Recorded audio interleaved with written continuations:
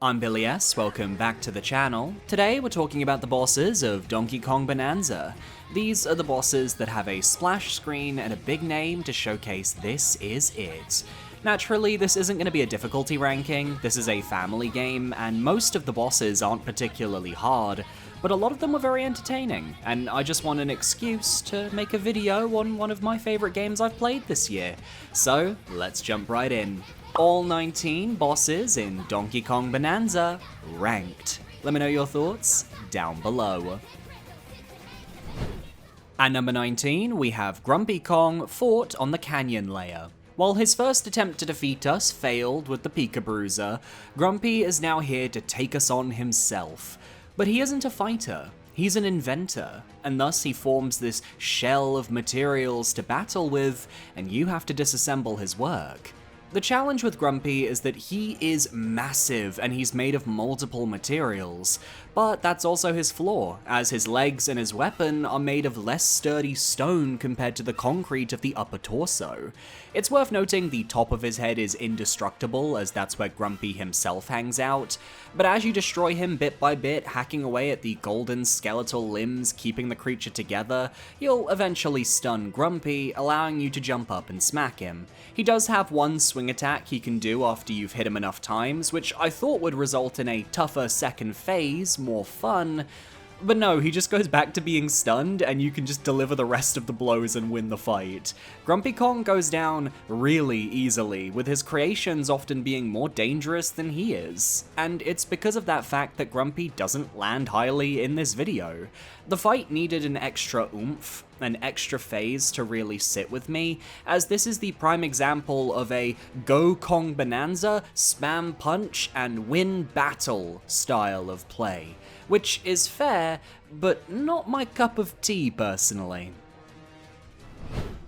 At number 18, we have Stomp and Clomper, fought in the canyon layer.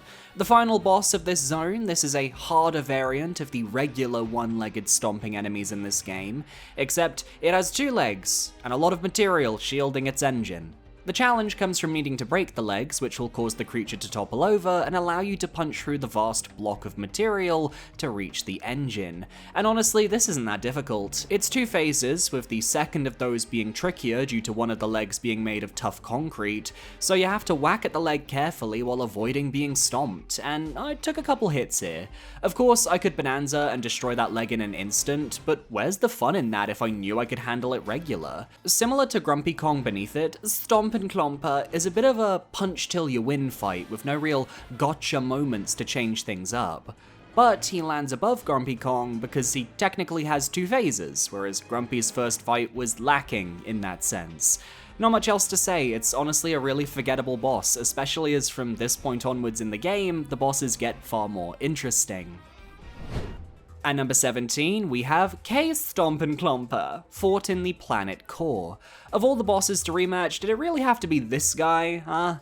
He's obviously tougher than the previous entry, with his feet switching between crystal and lava now as he tries to crush you. If you're going the regular route to fight him, you have to wait until one of his feet isn't on fire, then attempt to break it with a throwable chunk. Rinse and repeat until both feet are destroyed, allowing you to punch the weakness. Alternatively, as you're in the end game and you've got bigger Kremlings to fry, I think it's acceptable to just Bananza into Kong to break the crystals, or Elephant to suck up the lava, getting you the exact same results in a fraction of the time. Bananzas can break most of the boss fights, but this is a rematch against a boss that wasn't interesting in the first place, so I'm not complaining, this is a positive. Second phase, it becomes concrete, but the strategy remains exactly the same. They thought lava would add a new dynamic to this fight, but the reality is it doesn't.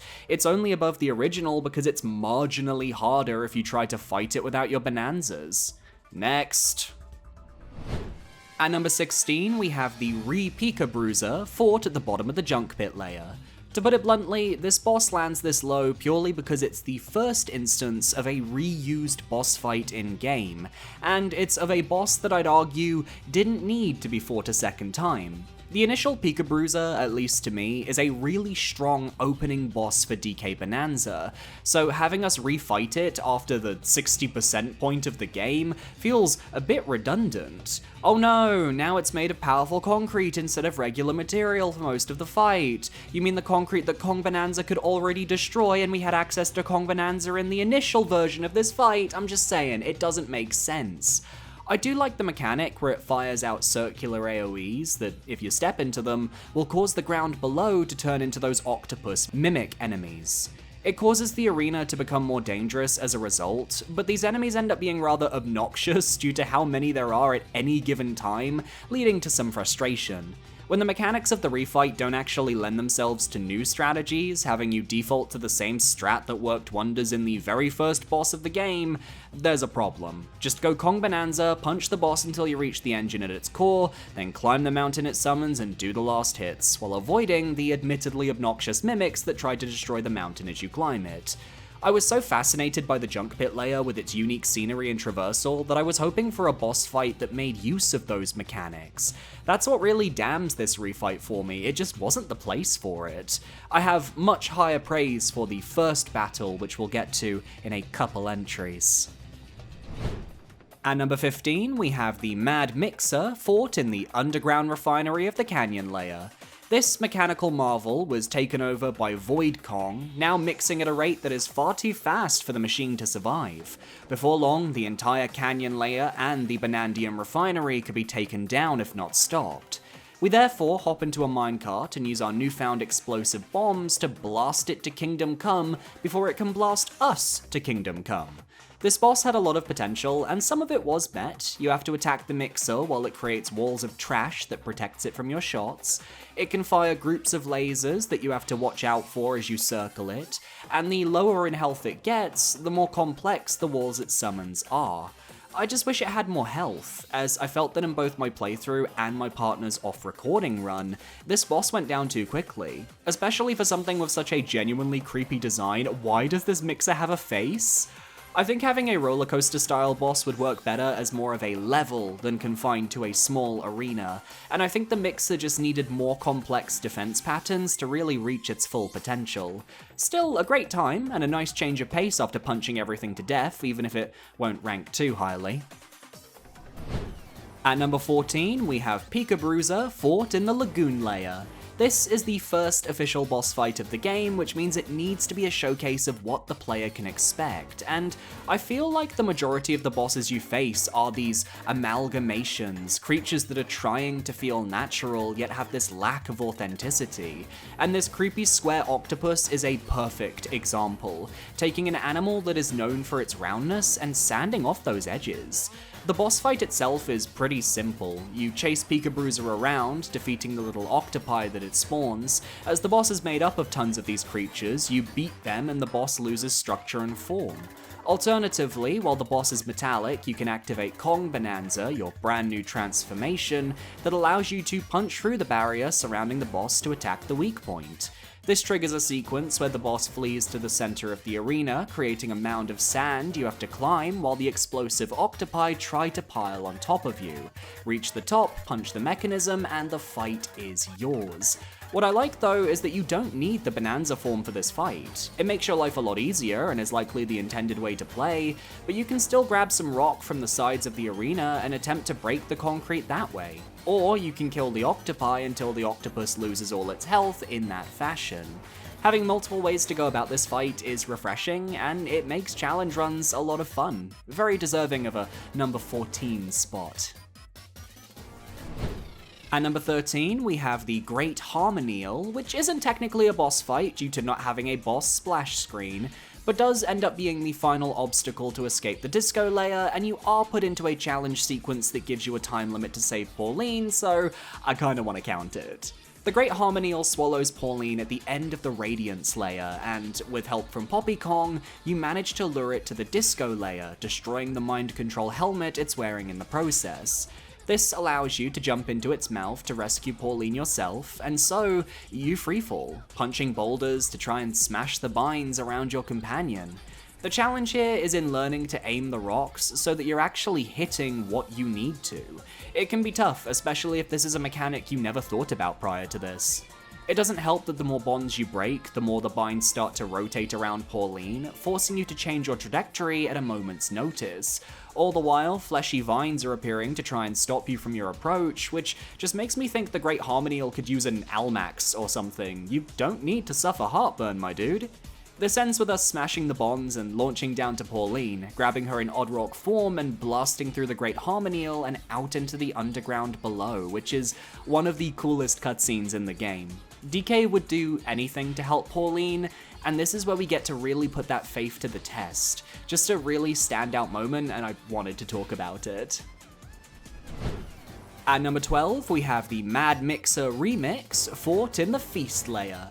Having taken over the giant air fryer in the top right of the amusement park, we have to destroy the mixer so we can hit the next burger button to progress.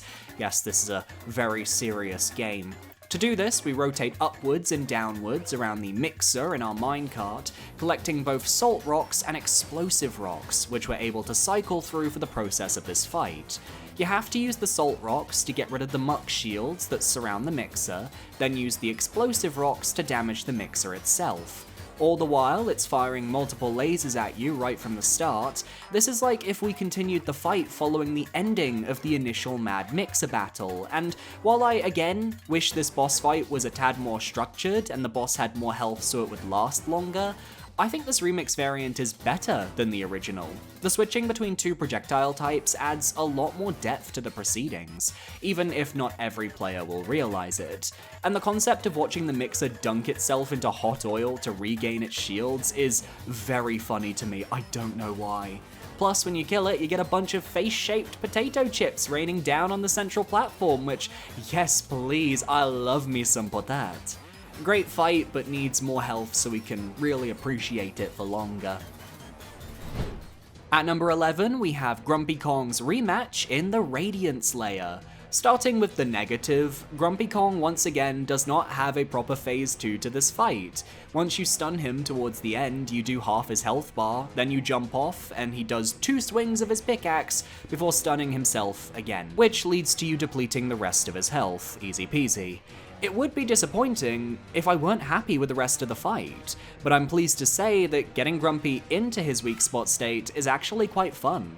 He builds his mech out of shade ore, which is completely indestructible when in the darkness. As such, you need to find a way to get Grumpy into the light, allowing you to break him apart. And the solution isn't immediately obvious, because a lot of gamers do have this issue: they don't know how to look up. See, if you look up, you'll see crystals all along the ceiling of the arena, which all have glowstone hidden above them. The challenge here is to change into Snake Bananza and break all the crystals on the ceiling, creating more light sources to make damaging Grumpy much easier. You can also do this by breaking off Grumpy's explosive weapon and using those pieces to smash the crystals in case you're Bananza-less, which is pretty neat. I just really enjoy boss fights that actively incorporate the more utility-based Bananzas like Snake and Ostrich, which don't really have much in the way of combat abilities. It shows a level of depth that a lot of the previous fights don't really have, and I think the use of the arena was very smart as well. I may not be the biggest Grumpy Kong fan when it comes to his boss fights, but this one's alright. At number 10, we have Poppy Kong fought on the Freezer layer. This is our first square up with Voidco's Head of Intelligence, and while her fight can be a bit on the easy side if you know what you're doing, I found her gimmick to be a nice change of pace compared to the bosses we fought already. Poppy Kong uses her specially developed perfume to turn herself invisible, allowing her to dash towards DK in sneaky fashion. In her first fight, she's still invisible, but every now and then her invisibility will flicker, and you often have a ton of time to reach her following one of her attacks. She's got 3 patterns she'll attack you with, each getting harder to handle as the fight goes on, and you can either dodge her so she slams into a wall behind you, or you can punch her and parry her attack as she's about to hit you. Either method will stun her, allowing you to deal damage. Do this 3 times and Poppy Kong goes down. What I like here is that if you're playing cautiously, you can use the various petals on the ground to figure out her patterns as she'll clear them whenever she dashes through. It's also rather telling that of the 3 Voidco members, she is the only one to get her physical hands dirty fighting DK, unlike Void Kong and his remote or Grumpy Kong and his mechs. I've gotta respect that. Her rematch is definitely the better of her 2 fights, which we'll get to in a second, but her introductory fight was pretty cool, and I gained a newfound respect for her. Even more so when later on in the junction, she actively tells you she's not getting paid to fight you, she ain't getting overtime, and I love a Kong who knows her rights. And while we're here, I may as well say that Poppy Kong's rematch is number 9 on today's list. I love it for the same reasons as her first fight, except here, her invisibility is a tad stronger than it is on the freezer layer, and her patterns are way more aggressive and fast-paced.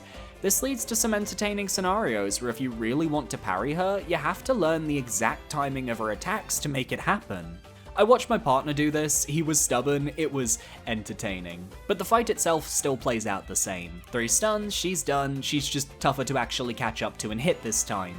But I enjoy the post-fight cutscene more when she actually quits her job with Void, because again, she is a Kong who knows her rights. Nintendo, she should have been called Cunty Kong with a K, come on. At number 8, we have Inflaminite, the final boss of the freezer layer.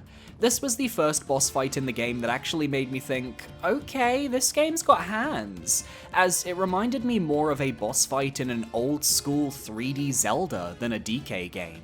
Inflaminite will attempt to roll into you, which you need to avoid by dodging left or right. As it slams into the wall, snow will fall from the ceiling, which you can throw at the boss to stun it. This causes a pile of snow to fall down, which you can punch through to knock the engine out of the boss. Then you use the Zebra Bonanza ability to chase the engine up some crumbling tracks that subsequently get more dangerous depending on which phase of the fight you're on. This is a really neat gimmick as it gives the Zebra something to do, and chasing down the boss after stunning it feels really satisfying. You do this 3 times in the fight to win, with things changing on the second and third attempts, with the snow pile you dig through getting bigger, the boss getting more aggressive, and the chase sequence getting tougher. Or you can simply pick up a projectile and throw it at the engine before it even makes the first crumbling path, cancelling that mechanic and damaging the boss anyway, which does allow you to clear the fight without Zebra Bonanza if you wish for it. I do like this speedy way of finishing the fight, but I can't deny I prefer racing up as the Zebra to get my licks in.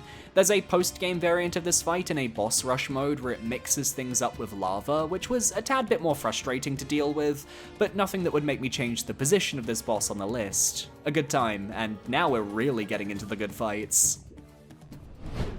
At number 7, we have Abracadabra, the boss of the Forest Layer, who has you utilising the Ostrich ability to win their fight. This is a different style of boss to the rest of the enemies covered so far, as Abracadabra is more of a platforming fight than an actual boss with a moveset to avoid. Basically, the flower will appear a distance away from DK and then fire a series of projectile vines. You have to dodge the spikes on the vines, then race along the platforms they create to reach the flower. As you go, you have to use the vines to destroy red thorns that get in your way, as well as jump over purple goop that rolls along the floor. The first 2 variations of this are simple but fun, however, I got very unlucky in that I was knocked off of the boss platform when the 3rd toughest variation was sent out, which meant I had to return to the boss's starting point, where I ended up getting a much easier final phase by comparison, as the boss had returned to the first platform. This was initially disappointing to me, as I felt I didn't get the full Abracadabra experience, until I got to rematch it in the post-game. The 3rd phase actually has you jumping between 2 sets of smaller vines, using the Ostrich Bonanza to get the distance needed. All the while, you dodge poison globules and eventually make your way to the bulb to get the last few hits. Overall, I really like this style of fight, as it took a boss fight around the final layer of the forest instead of trapping us in a small arena, and challenged a different skill set that was perfect for the Ostrich Bonanza to handle. Not to mention, it feels like it was prepping us for an upcoming boss battle we'll discuss in our next entry. At number 6, we have Void Kong, fought in the Junction layer. Now, I don't know if this is a hot take, but I think Void Kong's rematch is way better than his first fight, and there's a very simple reason for it. Void Kong's initial fight is so damn long. He won't fight you himself, instead using his remote control to summon projectiles and enemies to attack instead. He's able to modify the terrain however he pleases, which makes him more of an obstacle course than a boss fight. But I'm honestly okay with that. His fight helps DK's movement to shine, and shine it does, for 3 very long, very separate phases. First you chase him around the hilltop layer, then you chase him around the lagoon layer, and lastly you chase him through the junction layer. And it all plays out the same. He moves to a spot, you either approach him to punch or throw a rock at him, causing him to move further away. Rinse and repeat this until you get him all the way to the end of his route, which will cause him to flee if you're in hilltop or lagoon. I like some of the various terrain setups we see here, but when you're reusing the same intro animation 3 separate times, and you're having to warp between layers to chase after him, it can get a bit tiring. It just barely overstays its welcome. I'd personally have cut the hilltop layer segment and just have it be the lagoon and then the junction. His final phase has him summoning more and more enemies, dangerous terrain like lava, and eventually he creates 3 Terror Voiders you need to destroy, which produce their own shields. 1 is mud, 1 is ice, and 1 is lava. None of them are particularly tough to deal with here, but you may still find it challenging due to the endurance this whole sequence requires. It's a lot of moving parts, and I wouldn't be shocked to see some people game over here. I know I was pushing it by taking a lot of hits on my way to Void Kong. Worth it though when you finally destroy that last force field, allowing yourself the luxury of absolutely beating his ass and destroying some painfully textured mud walls, which ends the fight. Again, his rematch is a bit more interesting to me and far better paced, but I really like the change the Void Kong brings, and his fighting style feels completely in character, something Voidco as a whole does extremely well. At number 5, we have Muckety Muck, fought at the end of the Feast layer. And the award for the most hectic fight in the game goes to... Honestly, while this game's final boss can coat his arena in an insane amount of dangerous mush, and Void Rematch is absolutely insane with bullet hell, I still think I had the hardest time in this game dealing with Muckety Muck and its constant pools of green goop. The aim is simple, use the salt found beneath the arena's floor to slowly melt the boss's pool of muck. Hit it enough times and the boss will simply pop, allowing you to harm the engine and progress the fight, with it having 3 distinct phases, each accompanied by a brief cutscene to reset the fight state. The challenge here doesn't come just from Muckety Muck blasting muck everywhere when it impacts the ground, but in how many smaller slugs spawn in alongside the boss, creating even more projectiles that you have to avoid. And as the fight drags on, the arena becomes more uneven, leading to some of the smaller slugs spawning in tougher to hit areas while you continue to panic and flail around. At certain points, the boss can cause crates to fall from the ceiling to hit the player, which can be tough to avoid, and it has a special attack where it will bounce over a couple times the arena to spread more pools of muck while being invulnerable as it does so. There's just so much to keep track of in this fight that it becomes a real sensory overload, and the salt throwing mechanic doesn't always work as intended, which can lead to a few frustrating moments. But I also can't deny that it's a really well designed fight, and caps off the Feast layer extremely well.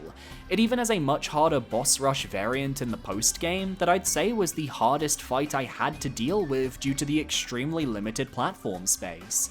I just happen to prefer the fights above, but I think Muckety Muck is going to be a choke point for a lot of players, and I'm interested to see how that plays out.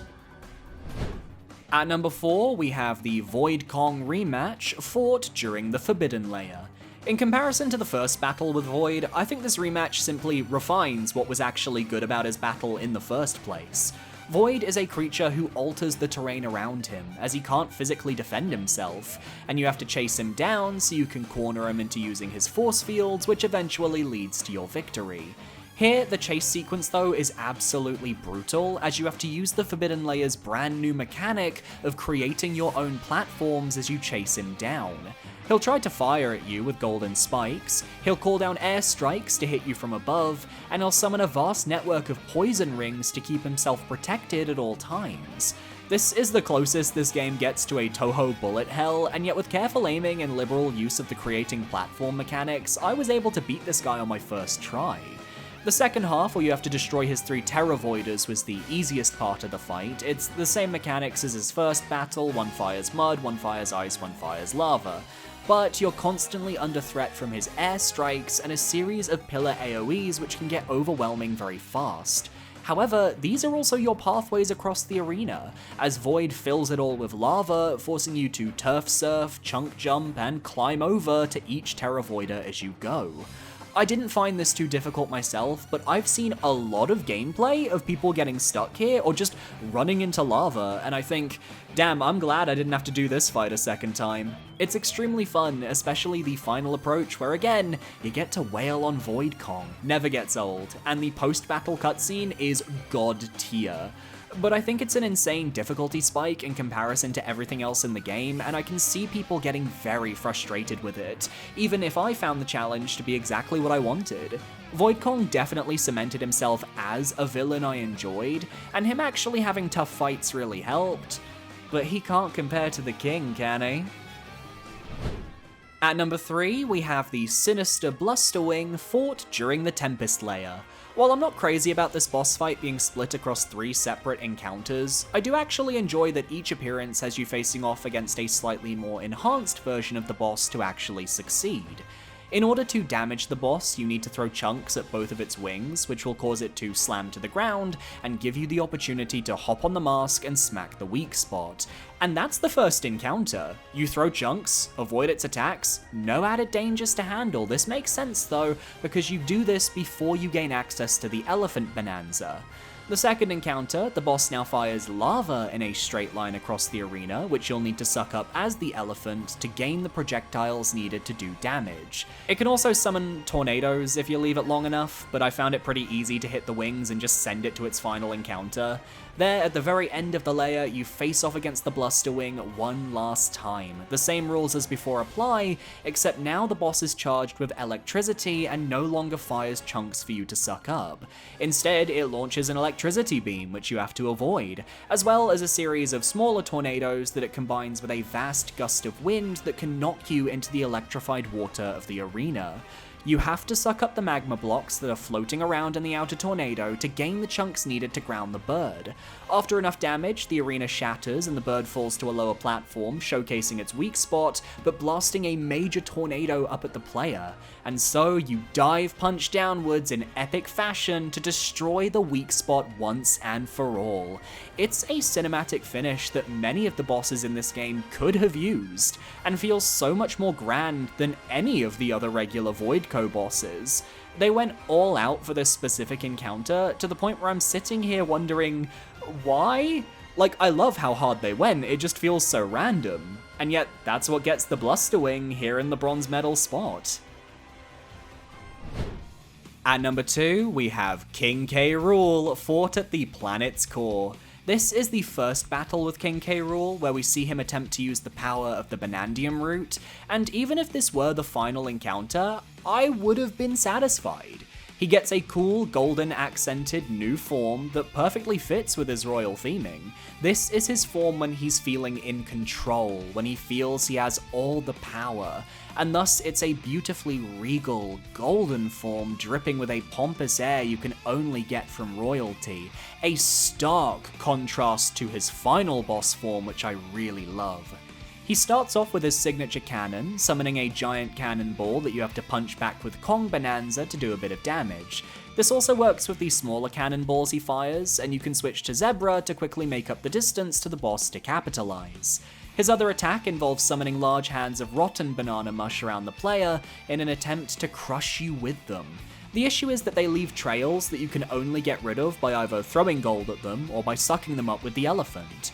And if you allow him to coat a lot of the arena with the mush, things can get dangerous very quickly, especially as getting hit by his attacks can be highly damaging depending on the outfit you're wearing on DK.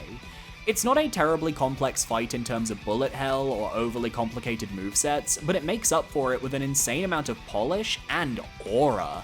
And as a fake-out final boss, I think K. Rool does a great job. It also acts as a great tutorial for our final entry. At number 1, we have K. Rool, King of Rot, the final boss of the game. Fought outside New Donk City Hall, they decided if they were bringing the king back after over 18 years, he'd be coming back in style, and thus they went all out.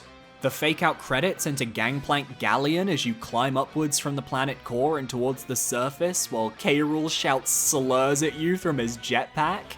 The overtaking of a New Donk City where millions are immediately murdered by Banandium Mush, followed by that bombardment of signs that announce he is well and truly back, all leading to that Donkey Kong 64 wrestling ring arena and the insane reveal of his King of Rot form. Final smash for the next Smash Bros. Game, welcome. I think this is the hardest a Nintendo villain design has gone in a very long time. And yet with everything K. Rool in this game, it still has an element of his rare days. I think this is a really special moment for Donkey Kong fans. And Elden Ring fans, because Melania stepped the fuck aside, a new deity is in town and New Donk is actually just Caelid.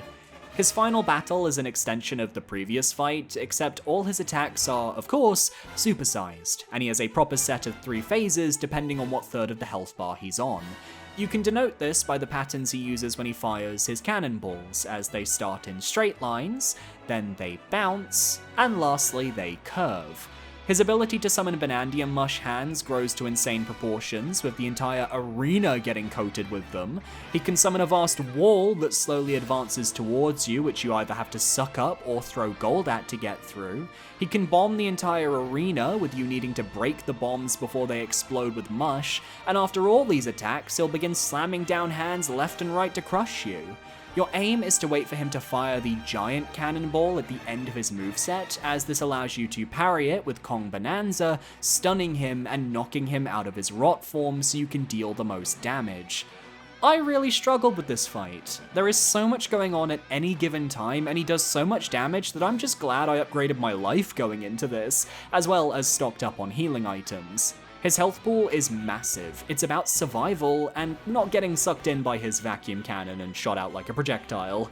As you can see from my footage, I was fighting for my life across this entire fight. I wasn't entirely sure on how to handle the mush hands, but I used Elephant to keep sucking up space to stand and barely avoided his attacks. And yet, for as much as I struggled, I had so much fun fighting the King of Rot. I wish the other boss fights in this game from, like, entry 6 downwards could have had this much depth to their movesets and their challenge. Because when Nintendo wants to design a hard game or a hard boss fight, they can. Honestly, ignoring the slight frame drops in the final fight that didn't bother me personally, but I know some big streamers caused an uproar about it, I had a blast. It's weird to think there's a 3D platformer boss battle that I genuinely want to refight in the same way I would a really cool Soulsborne boss. That's insane to me. Also, side note, the way the ending cutscene changes depending on which Bananza you use to deliver the final blow, as well as whether that blow comes from a melee attack or a chunk throw, is such attention to detail, I needed to point that out. King K. Rool is the King of Rot and the King of Donkey Kong Bananza's bosses. Welcome back, man. Can't wait to see what you do in the next game. Hopefully we see you in Mario Kart World.